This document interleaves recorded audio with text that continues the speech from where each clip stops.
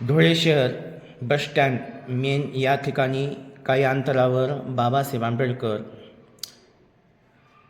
1937 31 जुलै या दिवशी बाबासाहेब आंबेडकर संदेशभूमी या ठिकाणी येऊन भेट दिलेली आहे व तिथं त्यांची सभाही झालेली आहे आणि त्या ठिकाणी आम्ही भेटलो आणि तिथले मेन संस्थापकाचे अध्यक्ष आनंद सौदानी साहेब यांची चर्चा झालेली आहे आणि त्यांनी सुद्धा ह्या यूट्यूबवर 2 गोष्टी मांडलेल्या आहेत. तर पूर्ण बघा हा व्हिडिओ. जय भीम, जय शिवराय. हाय सर्वांना, कशा आहात? तर मी धुळे शहर बसस्टँड या ठिकाणी आलो आहे. संदेशभूमी इथून काही अंतरावर आहे. ते डॉक्टर बाबासाहेब आंबेडकर तिथं राहिलेली आहेत. तर मी ते दाखवणार आहे. हा पूर्ण व्हिडिओ करा. पूर्ण व्हिडिओ करा. धुळे शहर बसस्टँड, धुळे मध्यवर्तीय बसस्टँड. हा बघा, बघू शकताय. हा बघा, हा बघा.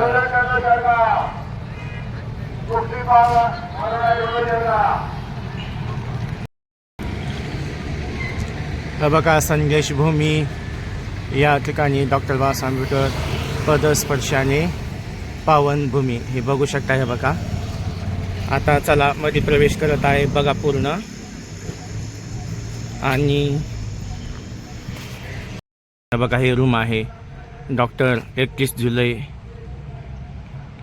1937 1937 या ठिकाणी रोजी डॉक्टर बाबासाहेब आंबेडकर पदस्पर्शाने पावनभूमी संदेश भूमी धुळे हे असं शहर आहे. इथून बसस्टँड आणि हे इथून एक काहीच अंतरावर हे आहे. हे बघा, हे तर बाबासाहेब आंबेडकर राहून गेलेत 2 दिवस. तर हे बघा, हे बघू शकता. परिसर असा परिसर आहे. हे बघा, आणि इकडं बसस्टँड आहे पाठीमागं. हो का, हे आवाज येलेला बसस्टँडचा. हे बघा,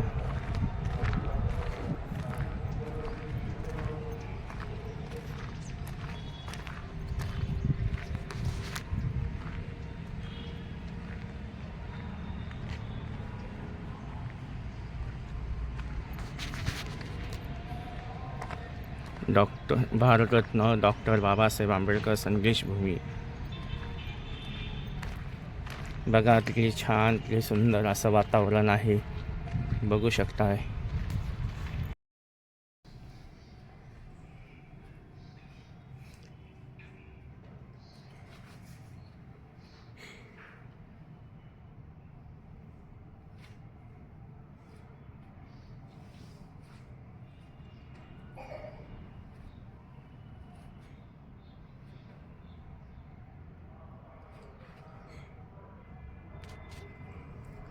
सर्वाला जय भीम, जय शिवराय. तर मी लातूर या ठिकाणाहून आपल्या धुळे या शहरात मी आलो आहे.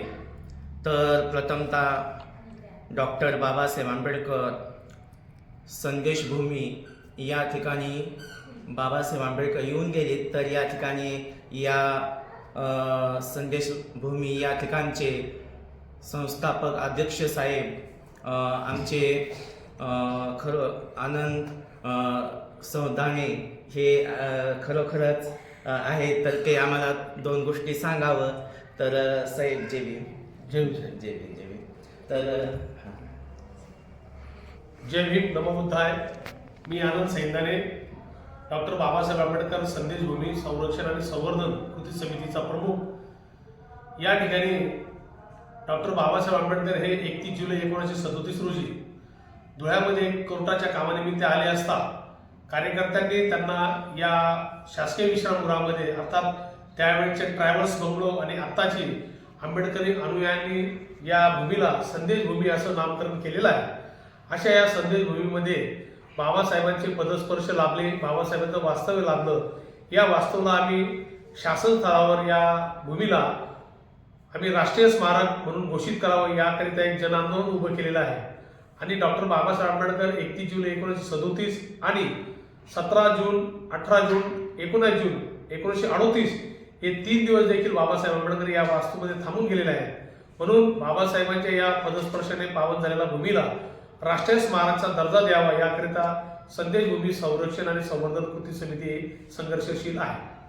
मित्रांनो, ज्यावेळेस बाबासाहेब धुळ्यामध्ये आले तर एका पोळ्याच्या बैलगाडीच्या बैलांच्या मिरवणुकीमध्ये कुणाचे बैल पुढे चालतील या वादावरून एक हुलेसिंग मोतीराम जागीरदार हे जागीरदार यांचे बैल सदैव पुढे असायचे पोळ्याच्या दिवशी. मात्र मगन मथुरादास वाणी म्हणून जे काही नवीन त्या शिरपूर तालुक्यातल्या वाघाडी गावामध्ये राहण्यासाठी आले होते त्या मगन मथुरादास वाणी यांनी एक त्या परंपरेला फाटा दिला आणि प्रांत साहेब यांच्याकडे एक अर्ज केला आणि त्यांना सांगितलं की प्रत्येक वेळेस या हुलेसिंगचेच बैल पुढे असतात, मात्र या वर्षी आम्हाला मगन मथुरादास वाणी यांना तो मान मिळावा याकरता त्यांनी अर्ज केला आणि त्या अर्जाला अपील म्हणून हुलेसिंग मोतीराम जागीरदार यांनी एक अर्ज केला आणि ती अपीलाची सुनावणी करिता डॉक्टर बाबासाहेब आंबेडकर हे या धुळ्यामध्ये आले आणि त्यांनी ती अपील चालवली आणि निकाल त्यांनी हुलेसिंग मोतीराम जागीरदार यांच्या वतीने तो लावून घेतला. मात्र हे करत असताना बाबासाहेबांना ज्या वकिलांनी निमंत्रित केलं, बाबासाहेबांना या ठिकाणी ज्यांनी आमंत्रित केलं ते ॲडव्होकेट P.A. तवर वकील म्हणजे प्रेमसिंग आनंदसिंग तवर वकील या वकिलांनी बाबासाहेबांना या ठिकाणी आणल्याचे या ठिकाणी पुरावे आहेत. मात्र याला एक ऐतिहासिक पार्श्वभूमी आहे, कारण बाबासाहेब आंबेडकर हे नुसते वकिलाच्या निमंत्रणाने या ठिकाणी आलेले नाही, मात्र त्याला ऐतिहासिक पार्श्वभूमी अशी आहे की जे काही हुलेसिंग मोतीराम जागीरदार होते यांचे सासरे बडोदा नरेश श्रीमंत सयाजीराव गायकवाड यांच्याकडे नोकरीला होते आणि हुलेसिंग मोतीराम जागीरदार यांनी त्यांच्या सासऱ्यांना सांगितल्यानंतर सासऱ्यांनी सयाजीराव गायकवाडांना शब्द टाकला आणि सयाजीरावांनी बाबासाहेबांना या ठिकाणी आणण्यासाठी प्रयत्न केले आणि बाबासाहेब या ठिकाणी आले आणि ती केस बाबासाहेबांच्या प्रयत्नातून जिंकले हुलेसिंग मोतीराम जागीरदार आणि तो आजतागायत हुलेसिंग मोतीराम जागीरदार यांचे बैल पोळ्याच्या मिरवणुकीमध्ये सदैव पुढे असतात आणि आजपर्यंत जो काही मगन मथुरादास वाणी म्हणून होते त्यांचे बैल हे कुटाला बांधलेले असतात. आज देखील तुम्ही त्या गावात गेले पोळ्याच्या दिवशी तर हे तुम्हाला वास्तविक पाहायला मिळेल. पण यावेळी या ठिकाणी ज्यावेळेस बाबासाहेब आले तर त्यावेळेस या ठिकाणी जे काही स्थानिक कार्यकर्ते होते, पुन्हा अण्णा लढीकर असतील, कॅप्टन भीमराव वस्ताद साळुंके असतील, सुखदेव सखाराम केदार हे पैलवान दोघी बंधू असतील किंवा अन्य मंडळी असेल, या सर्वांच्या नियोजनामध्ये बाबासाहेब या ठिकाणी आले. बाबासाहेब आंबेडकर सकाळी 8 वाजता धुळे रेल्वे स्थानकावर आले आणि बाबासाहेबांच्या स्टेशन पासून तर या ट्रॅव्हल्स बंगलो पर्यंत त्यावेळी मोठ्या प्रमाणामध्ये खाद्याच्या जी काही नृत्य असतं, डोललेजी पथक असतं, त्याद्वारे बाबासाहेबांची मिरवणूक काढली आणि मिरवणूक या ठिकाणी आल्यानंतर प्रचंड असा जनसमुदाय बाबासाहेबांच्या दर्शनासाठी या ठिकाणी जमलेला होता आणि त्या दर्शनामध्ये दर्शन करत असताना बाबासाहेबांना ते आग्रह करत होते की बाबासाहेब तुम्ही आम्हाला या ठिकाणी आम्हाला मार्गदर्शन करा. बाबासाहेबांनी त्यांना सांगितलं की मी एवढा लांबून प्रवास करून आलेलो आहे आणि आपण 4 वाजता मला ज्या ठिकाणी बोलवणार त्या ठिकाणी मी येईल असं बाबासाहेबांनी त्यांना सांगितलं. पण मात्र पब्लिक जी होती, जी जनता होती, जे अनुयायी होते बाबासाहेबांचे, ते कुठल्याही प्रकारचं ऐकून घ्यायला तयार नव्हते. मग त्यावेळेस बाबासाहेबांनी त्यांना या ठिकाणाहून संदेश दिला की आपल्या समाजामध्ये जर अन्याय होत असेल, समाजाला कुठे अन्याय होत असेल तर आपण संपूर्ण समाजाने एकत्र येऊन एकत्र येऊन त्या अन्यायाचा प्रतिकार केला पाहिजे, हा बाबासाहेबांनी या ठिकाणी संदेश दिला.